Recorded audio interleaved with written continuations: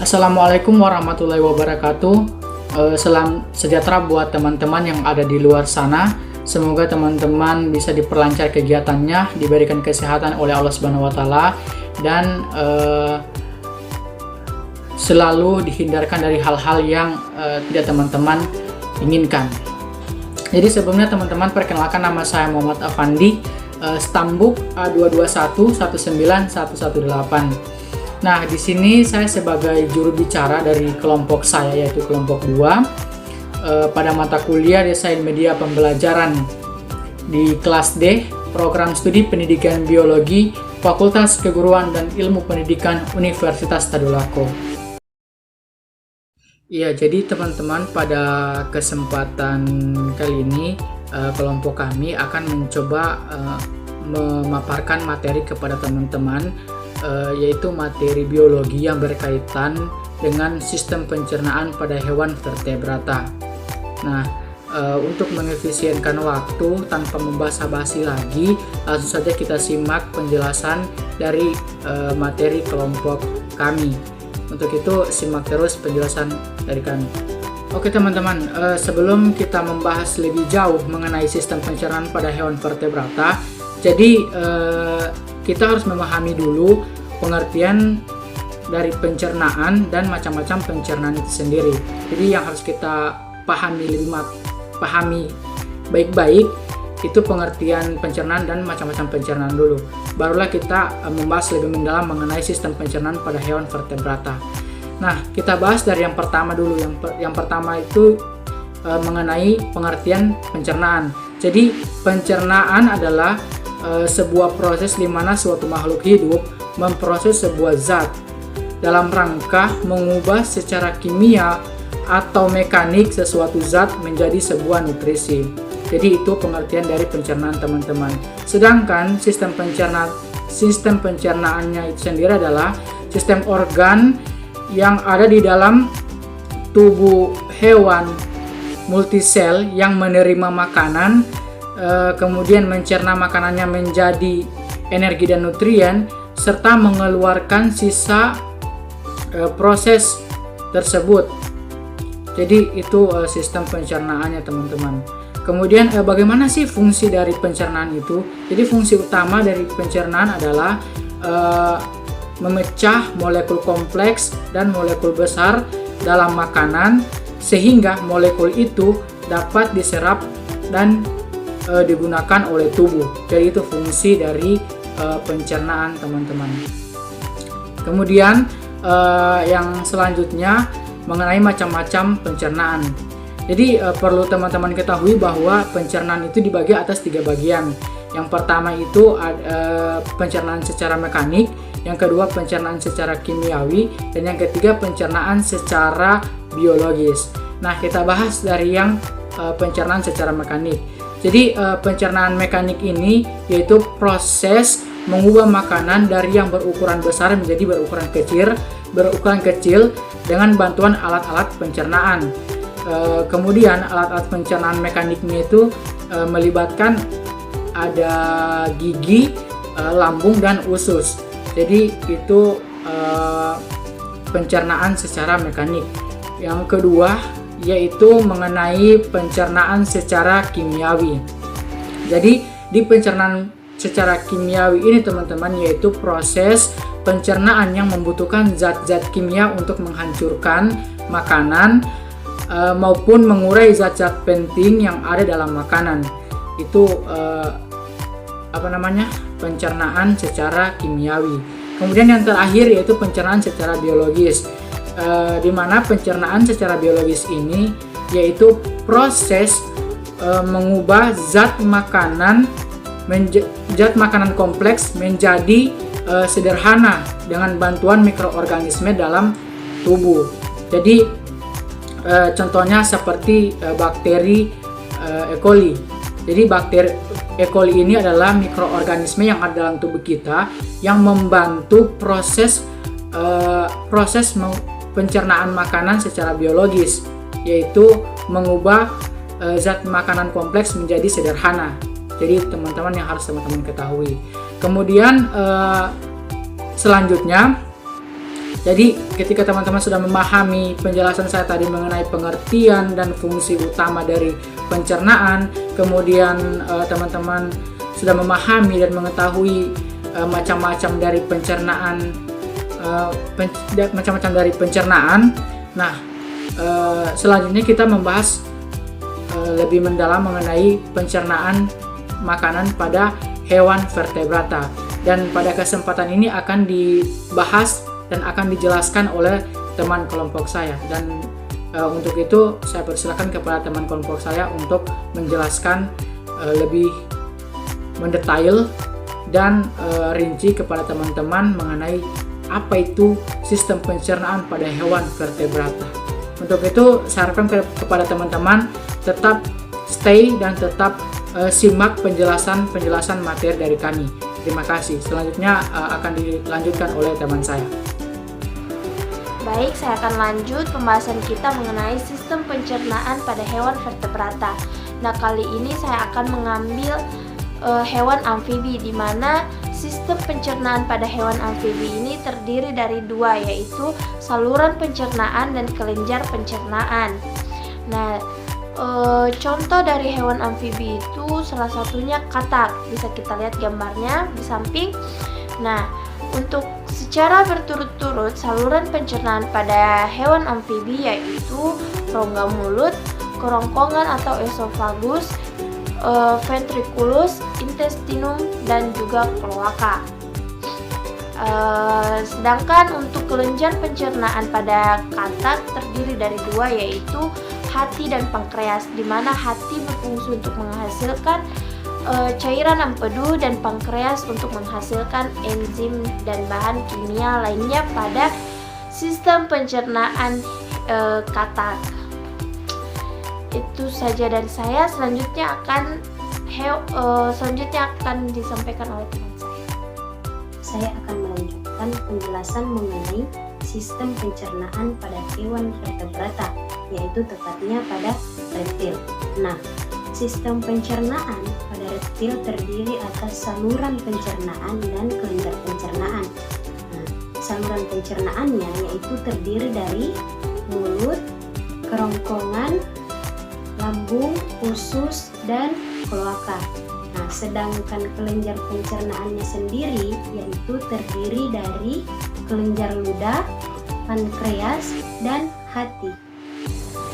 Baik, saya lanjut penjelasan mengenai sistem pencernaan pada vertebrata. Selanjutnya, sistem pencernaan pada aves.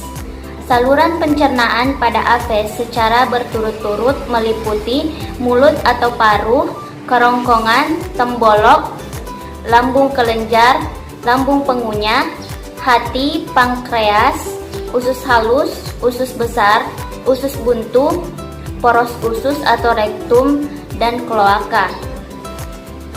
Kelenjar pencernaan pada aves meliputi hati, kantung empedu, dan pankreas. Pada burung merpati tidak terdapat kantung empedu. Nah, untuk mekanisme sistem pencernaan pada aves yaitu pada mulut terdapat paru yang sangat kuat dan berfungsi untuk mengambil makanan. Makanan yang diambil oleh paru kemudian masuk ke dalam rongga mulut, lalu menuju kerongkongan. Bagian bawah kerongkongan membesar, berupa kantong yang disebut tembolok. Kemudian makanan masuk ke lambung kelenjar. Disebut lambung kelenjar karena dindingnya mengandung kelenjar yang menghasilkan getah lambung yang berfungsi untuk mencerna makanan secara kimiawi. Kemudian, makanan masuk menuju lambung pengunyah. Disebut lambung pengunyah karena dindingnya mengandung otot-otot kuat yang berguna untuk menghancurkan makanan. Di dalam hati empedal sering terdapat batu kecil atau pasir untuk membantu mencerna makanan secara mekanis. Kemudian makanan masuk menuju usus halus. Enzim yang dihasilkan oleh pankreas dan empedu dialirkan ke dalam usus halus. Hasil pencernaan berupa sari-sari makanan diserap oleh kapiler darah pada dinding usus halus. Burung mempunyai dua usus buntu yang terletak antara lambung dan usus. Usus buntu berguna untuk memperluas daerah penyerapan sari makanan. Sisa makanan didorong ke usus besar, kemudian ke dalam poros usus atau rektum, dan akhirnya dikeluarkan melalui kloaka. Selanjutnya, sistem pencernaan pada Pisces. Saluran pencernaan pada Pisces secara berturut-turut meliputi mulut, rongga mulut, faring, esofagus, lambung, usus, rektum, kloaka, dan anus. Untuk kelenjar pencernaan pada Pisces terdiri dari hati dan pankreas. Selanjutnya, mekanisme pencernaan pada Pisces. Saluran pencernaan pada ikan dimulai dari rongga mulut atau kafum oris. Di dalam rongga mulut terdapat gigi-gigi kecil yang berbentuk kerucut pada geraham bawah dan lidah pada dasar mulut yang tidak dapat digerakkan serta banyak menghasilkan lendir, tetapi tidak menghasilkan ludah atau enzim. Dari rongga mulut, makanan masuk ke esofagus melalui faring yang terdapat di daerah sekitar insang. Esofagus berbentuk kerucut, pendek, terdapat di belakang insang. Dan bila tidak dilalui makanan, lumennya menyempit. Dari kerongkongan, makanan didorong masuk ke lambung. Lambung pada umumnya membesar, tidak jelas batasnya dengan usus. Pada beberapa jenis ikan terdapat tonjolan buntu untuk memperluas bidang penyerapan makanan. Dari lambung, makanan masuk ke usus yang berupa pipa panjang berkelok-kelok dan sama besarnya.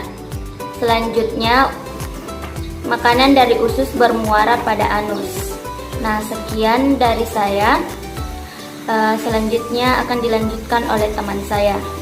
Selanjutnya saya akan menjelaskan sistem pencernaan pada mamalia. Hewan menyusui atau mamalia adalah hewan vertebrata yang mempunyai ciri khusus, yaitu mempunyai kelenjar susu pada betinanya. Adapun sistem pencernaan pada mamalia yaitu yang pertama terdiri dari mulut. Makanan masuk melalui mulut. Di dalam mulut terdapat gigi yang menghancurkan makanan. Setelah makanan dihancurkan, makanan akan masuk ke esofagus atau kerongkongan. Makanan berjalan melalui esofagus dengan proses peristaltik. Setelah itu makanan menuju ke lambung. Di dalam lambung terjadi dua mekanisme pencernaan, yaitu secara mekanik oleh dinding lambung dan secara kimiawi oleh enzim. Setelah itu makanan dilepas. Setelah lebih kecil lagi, makanan dilepaskan ke usus halus. Di dalam usus halus makanan diserap. Setelah diserap, terdapat sisa makanan yang tidak diserap oleh usus halus akan menuju ke usus besar. Di usus besar siap dibuang menjadi istinja oleh anus. Adapun kelenjar pencernaan pada mamalia yaitu terdiri dari kelenjar ludah, glandula mucosae, hepar, dan pankreas. Selanjutnya saya akan menjelaskan mengenai sistem pencernaan makanan pada hewan ruminansia. Nah, sebelum kita membahas mengenai sistem pencernaan makanan pada hewan ruminansia, alangkah lebih baiknya kita mengetahui terlebih dahulu apa itu hewan ruminansia. Nah, hewan ruminansia atau hewan memamah biak adalah sekumpulan hewan pemakan tumbuhan yang mencerna makanannya dalam dua langkah. Yang pertama dengan menelan bahan mentah, kemudian yang kedua mengeluarkan atau memuntahkan makanan yang sudah setengah dicerna dan mengunyahnya lagi. Nah, contoh hewan ruminansia yaitu sapi, kambing, dan hewan ternak lainnya. Nah, saluran pencernaan pada hewan ruminansia secara berturut-turut meliputi pertama mulut, kemudian esofagus, kemudian lambung. Nah, lambung ruminansia terbagi menjadi 4, yaitu rumen, retikulum, omasum, dan abomasum. Kemudian ada usus halus, usus besar, rektum, dan anus. Nah, mekanisme sistem pencernaan makanan pada hewan ruminansia yaitu pertama, makanan masuk ke dalam mulut dan dikunyah oleh gigi. Kemudian makanan diteruskan ke esofagus dan masuk ke lambung pertama yaitu rumen. Nah, rumen berfungsi sebagai gudang sementara bagi makanan yang tertelan. Dari rumen, makanan akan diteruskan ke retikulum. Nah, di retikulum, makanan akan dibentuk menjadi gumpalan-gumpalan yang masih kasar yang disebut dengan bolus. Nah, bolus ini akan dimuntahkan kembali ke mulut untuk dimamah kedua kalinya. Kemudian, makanan akan langsung masuk ke omasum. Pada omasum terdapat kelenjar yang memproduksi enzim yang akan bercampur dengan bolus. Akhirnya, bolus akan diteruskan ke abomasum. Nah, di abomasum terjadi proses pencernaan bolus secara kimiawi. Setelah makanan tersebut halus dari abomasum, makanan akan diteruskan ke usus halus. Nah, di usus halus terjadi pemecahan bahan makanan dan absorpsi atau penyerapan sari-sari makanan yang akan diteruskan ke seluruh tubuh. Selanjutnya, zat-zat sisa makanan yang tidak dapat diserap oleh usus halus akan masuk ke usus besar. Nah, di usus besar terjadi fermentasi diabsorpsi air dan elektrolit. Selanjutnya, ampas atau sisa makanan akan keluar melalui anus. Nah, itulah tadi penjelasan singkat mengenai sistem pencernaan makanan pada hewan vertebrata dari kami kelompok 2. Kurang dan lebihnya mohon dimaafkan. Akhir kata saya ucapkan wabillahi taufiq wal hidayah. Wassalamualaikum warahmatullahi wabarakatuh. Terima kasih dan semoga bermanfaat.